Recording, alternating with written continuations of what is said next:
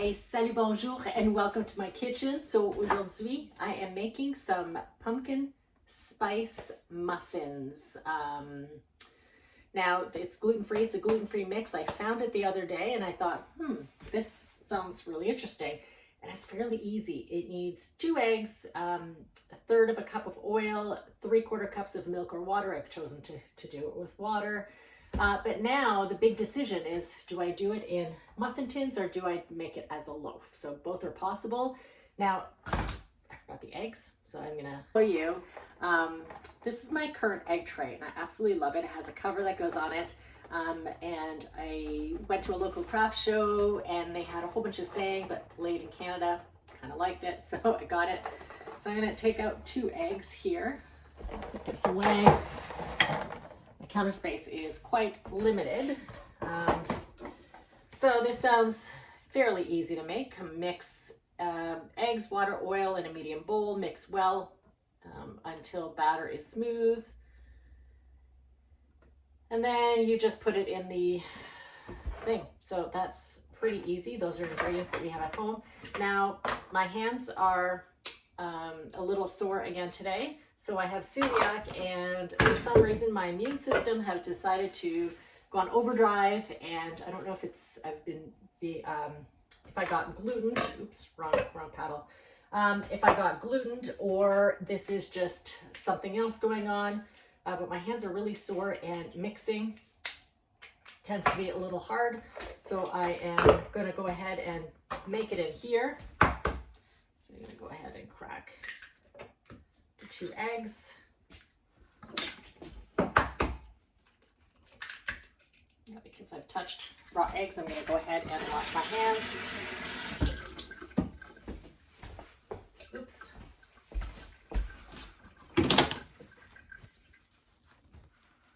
There we go. Okay, so then the next is the oil, 1/3 cup of oil. I pre-mixed it, but I find using this large dispenser is actually really great because it pours really, really well. And it has a little lid that kind of clicks in place. And then you just press it and it comes up, right? It clicks in place. So when you come to pour it, pours really, really well. So that's what I've been using. Now the next is some water. So I'm going to go ahead and mix that first before I start adding the batter to it. There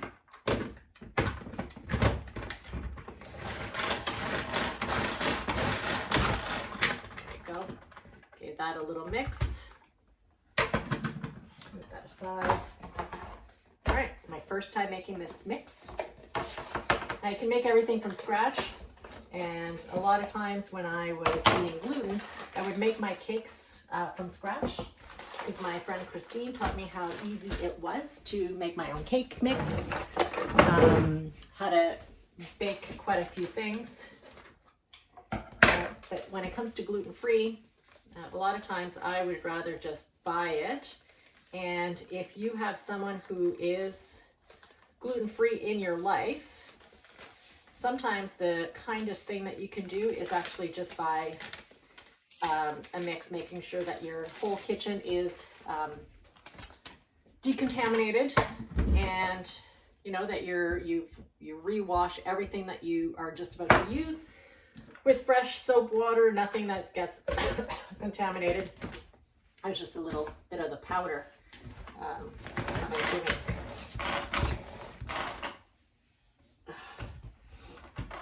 All right, so I'm going to go ahead and give this a little mix.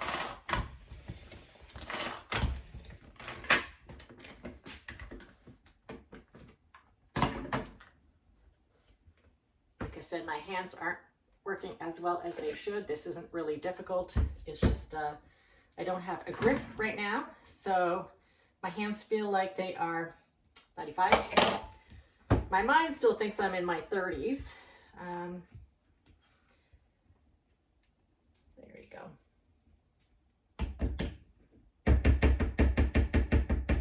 But I wanted to show you how, even with limited mobility, limited hand movement that I'm still able to use this and to make this. So I'm just going to go ahead and mix this with the spatula. And I've preheated the oven already at 375. So it has two different settings for the heat. So if you're making a loaf versus a muffin, different temperature. So I've decided, okay, I'm going to make the muffins because I'm going to share this with some other little gluten-free people that I know in my life, and I'm going to go and deliver to them because grandma's babysitting tonight. So it'll be nice for them to have a nice little gluten-free treat. So it says to 3/4 full. I'm going to put this aside over here. And got two. Let's make a little bit of room here. There.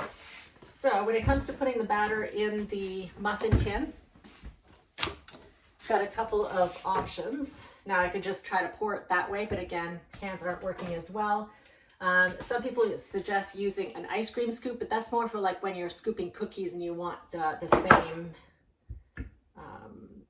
same amount. This, I'm gonna try my little handy tool. Let's see if it's gonna work.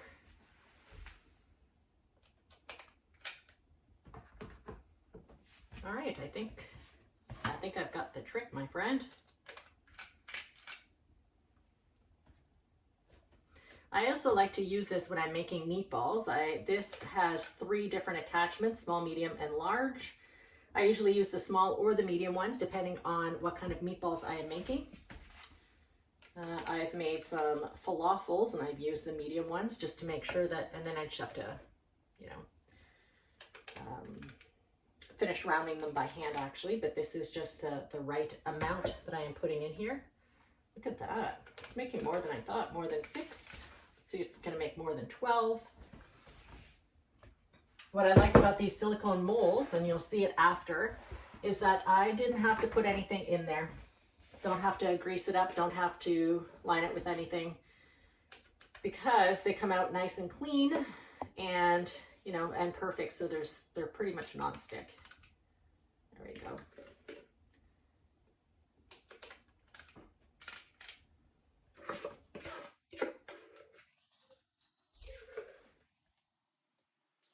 Get a full scoop here. I'm gonna put it aside. There we go. Scrape the sides. Just get everything at the bottom. When you get the spatula that you like, you stick with it. So I personally like this one, this orange one.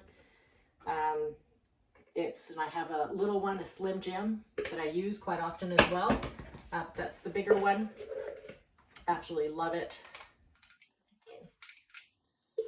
Or do I leave one empty? Yep, my friends, I think it's gonna make a couple of thin muffins.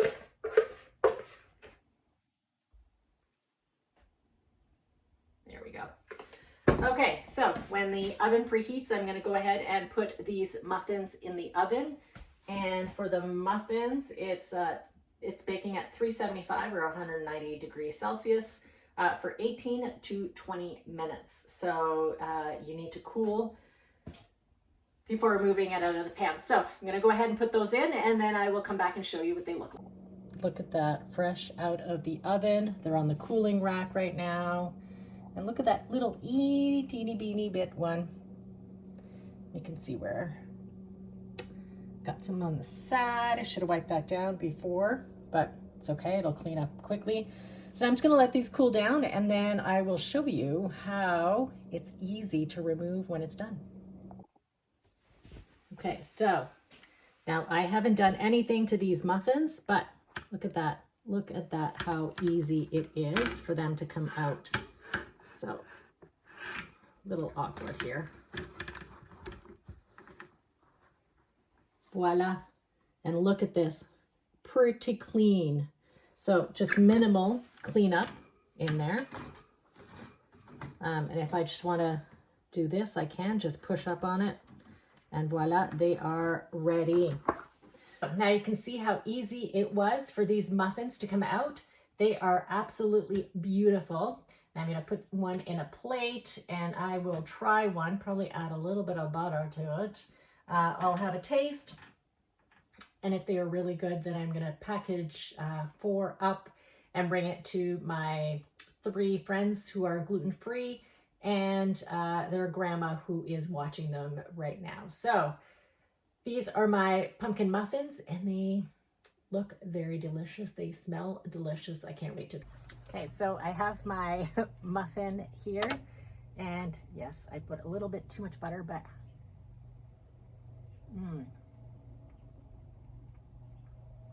not bad. I definitely think that I am gonna buy this again. I think I'm gonna make it into a loaf as well. Cut it all up, freeze it, and then just take a piece when I want to. Or you can make them in these muffin size and then just take them out. But I need one. But definitely.